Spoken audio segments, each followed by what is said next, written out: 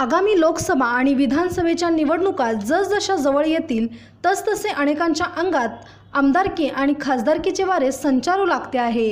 लोकसभा निवडणुकीच्या पार्श्वभूमीवर खासदार संजय पाटील आणि गोपीचंद पडळकर यांच्यामध्ये संघर्ष एकीकडे पेटला असतानाच दुसरीकडे जिल्ह्यातील काही विधानसभा मतदारसंघामध्ये विधानसभा निवडणूक लढवून आमदार होऊ इच्छिणाऱ्या हौसेनौस्यांची लगबग सुरू झाली आहे।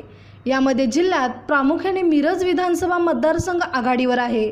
पावसाळी दिवसात ज्याप्रमाणे छत्र्या उगवतात त्याप्रमाणे गेल्या 4.5 वर्षात बेपत्ता असलेली मंडळी नटून थटून पुन्हा विधानसभा निवडणुकीसाठी गुडघ्याला बाशिंग बांधून सज्ज होऊ लागले आहेत।